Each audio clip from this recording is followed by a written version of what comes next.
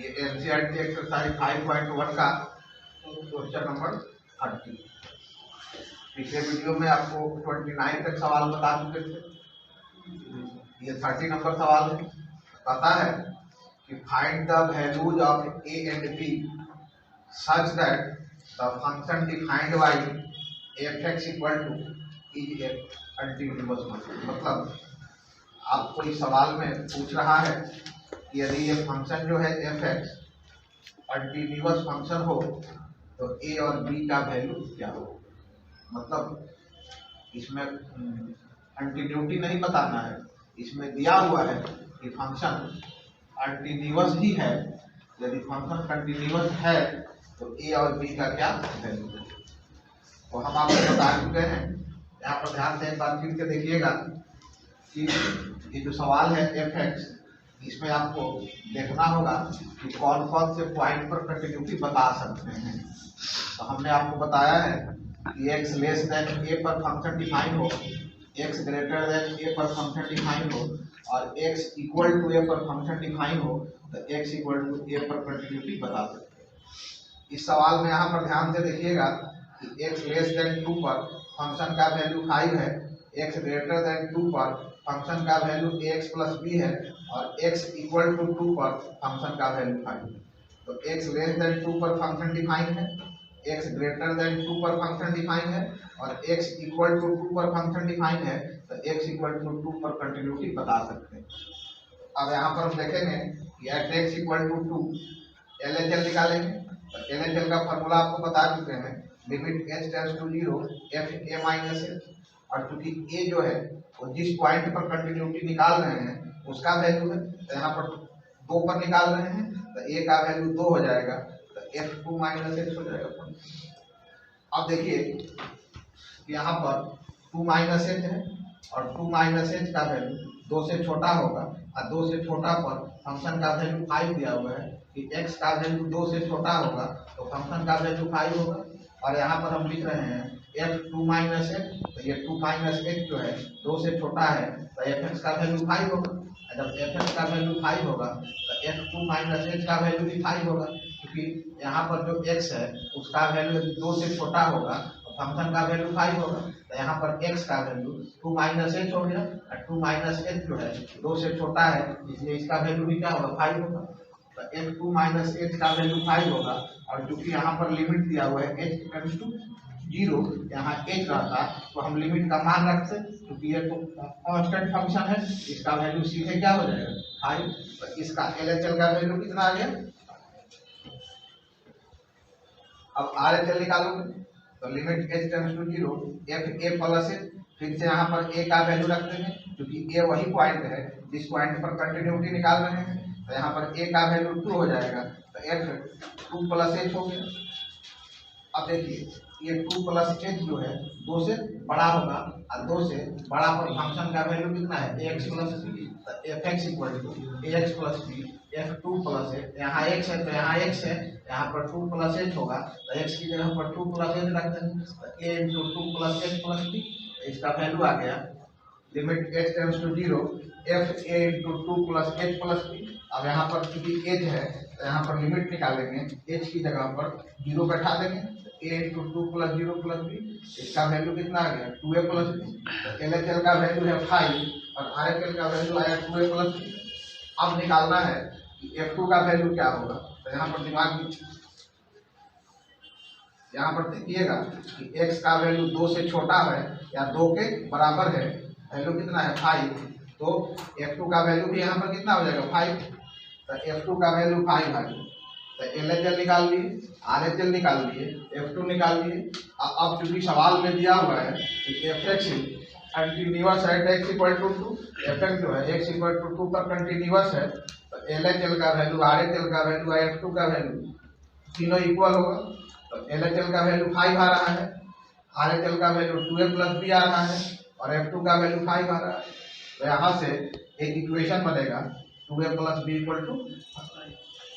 इस इक्वेशन को equation number 1 दे दीजिए। अब यहाँ पे एक बार फिर से देखिएगा कि x लेस देन 10 पर फंक्शन डिफाइन है, मतलब x का वैल्यू 10 से छोटा होगा तो फंक्शन का वैल्यू x प्लस बी होगा, x का वैल्यू 10 से बड़ा होगा फंक्शन का वैल्यू 21 होगा, और x का वैल्यू 10 के बराबर होगा फंक्शन का वैल्यू 21 होगा। तो x ग्रेटर देन 10 पर फंक्शन डिफाइन है, x लेस देन 10 पर फंक्शन डिफाइन है, और x इक्वल टू 10 पर भी फंक्शन डिफाइन है। इसका मतलब कि x इक्वल टू 10 पर भी कंटिन्यूटी बता सकते हैं। समझ में आ रही बात? तो at x equal to 10 LHS निकालिएगा, limit h tends to 0 f a minus h, और a का वैल्यू यहाँ पर 10 हो जाएगा तो f 10 माइनस h हो जाएगा, और 10 माइनस h जो है छोटा होगा, 10 से छोटा होगा तो उस पर फंक्शन है f ax प्लस b, तो f 10 minus a equal to a into 10 minus h plus b, a into 10 minus h plus b, f 10 minus h का वैल्यू आएगा।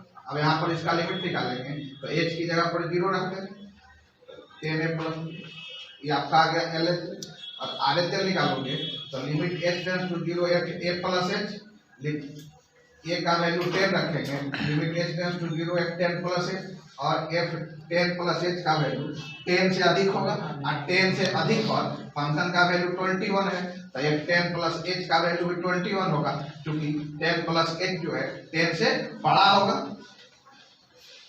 21 आया, लिमिट निकालेंगे तो 21 हो जाएगा। तो और f 10 का वैल्यू भी कितना दिया हुआ है सवाल में, 21 दिया हुआ है। तो LHS निकल गया, RHS निकल गया, f 10 निकल गया। अब फंक्शन जो है f(x) is continuous at x equal to 10, तो LHS, RHS और f10 तीनों इक्वल होगा।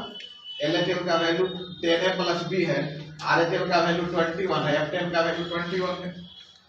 यहाँ से एक इक्वेशन बनेगा 10a plus b equal to 21, इसको मान लेते हैं इक्वेशन नंबर 2, और दोनों इक्वेशन को सॉल्व करेंगे तो a का वैल्यू 2 आएगा, b का वैल्यू 1 आएगा। समझ में आई बात? इसमें कोई दिक्कत है? ये NCERT का एक्सरसाइज 5.1 का 34 नंबर अंतिम सवाल है। अभी 3 सवाल और इसमें का है, ठीक है ना? तो उसका थ्योरी अलग है, ये थ्योरी अलग था इसलिए इसको बता दिए। अब उसके बाद जो 3 सवाल है, क्योंकि 30 के बाद सीधे 34 होता है, 31, 32, 33 3 सवाल और आपका बाकी है। उसको उसका थ्योरी अलग है, वो अलग पहले आपका थ्योरी बताएंगे फिर सवाल को बताएंगे। यहाँ पर आता है कि find all points of discontinuity of f defined by f(x) equal to mod x minus mod x। पता है ये जो फंक्शन है, इस फंक्शन के डिसकंटिन्यूटी के बारे में बताइए। ये जो फंक्शन लिखा हुआ है वो डिसकंटिन्यूअस होगा या कंटिन्यूअस होगा, समझ में आ रही है? तो ये चूंकि सवाल आपका ये है f(x) equal to mod x minus mod x, और आप दिमाग में बैठा लेंगे कि मॉड का कोई भी सवाल रहे, जब तक मॉड टूटेगा नहीं तब तक आपको आंसर देना मुश्किल होगी। तो हम लोग फर्स्ट वर्क हम लोगों का क्या होगा कि मॉड को पहले हटाया जाए, और मॉड को हटाने का ये रूल है कि सवाल में कितना भी मॉड दिया हो सबको पहले मॉड के अंदर वाले को क्या कीजिएगा, फर्स्ट में यदि किसी भी मॉड को तोड़ना है तो मॉड के अंदर वाले को, मॉड सारे मॉड के साथ नहीं, मॉड के अंदर वाले को 0 के बराबर करें। अब आप यहाँ देखिएगा कि अभी आपके सामने 2 ठो दिया हुआ है मॉड, एक है mod x और एक है mod x प्लस 1। तो इस मॉड के अंदर में x है, अभी हमने आपको बताया कि मॉड के अंदर वाले को 0 के बराबर करें। तो यहाँ पर मॉड के अंदर में x है, तो x इक्वल टू 0। यहाँ के मॉड में इसके अंदर में x प्लस 1 है, तो x प्लस 1 इक्वल टू 0। तो इसको सॉल्व करेंगे तो x का वैल्यू क्या आएगा, -1। तो अब आपके सामने 2 नंबर है, एक है -1, दूसरा है 0। एक लाइन खींच लेंगे और लाइन पर नंबर को रखने आता है, 2 नंबर है तो दोनों में से जो सबसे छोटा होगा उसको फर्स्ट पे रख लें। तो दोनों में से सबसे छोटा कौन सा है? -1 है, -1 को रख लीजिए। अब -1 से बड़ा जो भी नंबर होगा वो इधर रहेगा, अब -1 से छोटा जो भी नंबर रहेगा इधर रहेगा। तो 0 है, -1 से बड़ा तो इस साइड में है। अब ये लाइन जो है वो 3 पार्ट में बटा। एक पार्ट बटा -1 से छोटा, दूसरा पार्ट बटा -1 से 0 के बीच में, और तीसरा पार्ट बटा 0 से बड़ा। तो अब आपके पास 3 इंटरवल आए। पहला इंटरवल है x लेस देन -1, x का वैल्यू -1 से छोटा होना चाहिए। अब देखो जब हम ये इंटरवल लेंगे तो इस मॉड के अंदर में x है, तो अब आपसे पूछा जाए कि यदि हम x का वैल्यू -1 लें तो ये क्या नंबर होगा? निगेटिव नंबर होगा। x + 1 भी निगेटिव होगा। -1 x का वैल्यू -1 से छोटा लेंगे तो ये x भी निगेटिव होगा, x + 1 भी निगेटिव होगा। तो अब मॉड हटेगा, ये निगेटिव आ रहा है x, तो मॉड हटेगा, निगेटिव का साइन लग जाएगा। मॉड हटेगा -x हो जाएगा, बीच में माइनस का साइन है, माइनस दे देंगे। चूंकि ये मॉड इनके अंदर वाला भी निगेटिव आ रहा है तो इसका भी मॉड हटेगा, इसमें भी क्या लग जाएगा? निगेटिव लग जाएगा। दिमाग में ही बैठा करके रखिएगा कि जिस मॉड को का वैल्यू रखते हैं और यदि निगेटिव आता है तो मॉड हटेगा, निगेटिव का साइन लग जाएगा। और जिस मॉड का वैल्यू पॉजिटिव आता है उसका वैल्यू पॉजिटिव ही रहेगा। समझ में आई बात? तो यहाँ पर x निगेटिव हो गया, -x, अब -x + 1, तो ये माइनस मिल करके प्लस हो जाएगा। तो -x + x + 1, -x + x खत्म होगा। वैल्यू कितना आ गया? 1। तो x का वैल्यू -1 से छोटा होगा तो fx का वैल्यू 1 हो जाएगा। अब हम लेते हैं इंटरवल -1 से 0 के बीच में। तो -1 से बड़ा नंबर लेना है, 0 से छोटा लेना। -1 से बड़ा लेंगे, 0 से छोटा लेंगे, तो ये x निगेटिव होगा, x + 1 पॉजिटिव होगा।